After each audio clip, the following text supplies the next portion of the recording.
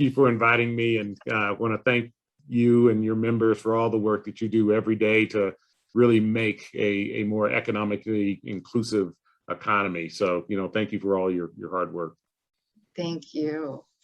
So to kick us off, Robert, I have to say I was fascinated to, as I was sort of digging into your background, to learn about that you really started out as a chemical engineer. And I'd just love to hear a little bit about your personal pathway coming from chemical engineering to really being such a leading investor in finance and technology. Yeah, thank you. I'll make this kind of a short pathway, but I find it the work, like all things that you do as an undergraduate and early on, starts to inform how you think about the world. I grew up in Denver, Colorado, fourth generation from there. Parents were school teachers and really wasn't exposed to engineering or banking or finance or investing or anything of that sort. Grew up in a segregated neighborhood, in essence.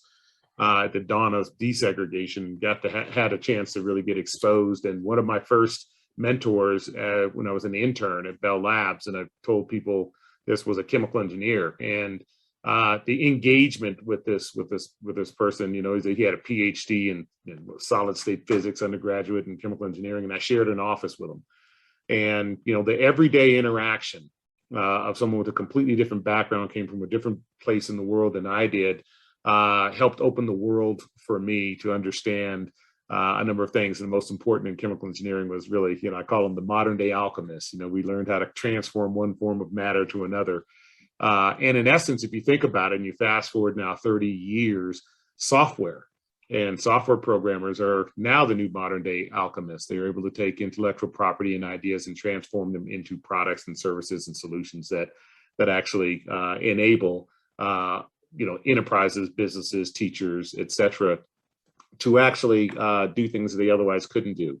So it's kind of an interesting, call it migration or evolution of, physical transformation of matter to what we have now, which is an intellectual transfer of matter, which is, ones and zeros to actually create platforms of opportunity. So it's pretty interesting, and all sits in the same framework of being an alchemist. So it's pretty exciting. It all comes for full circle with sort of similar thought processes, right?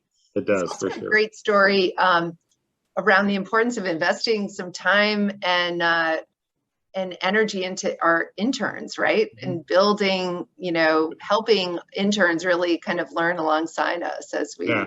Critical, and taking the time, and it's important. And we have, I think InternX platforms. We have 14,000 HBCU students, STEM students, juniors and seniors. We've got over 650 training modules on this platform to help inform and train and teach these students so they can be, more effective interns, and honestly, more importantly, more effective professionals going forward. And leveraging that power and leveraging networks, and any of your members interested in these interns, make sure you come to our internx.org website, sign up. We've got 170 corporate partners, but I think it is a fantastic way to bring talent into your organization.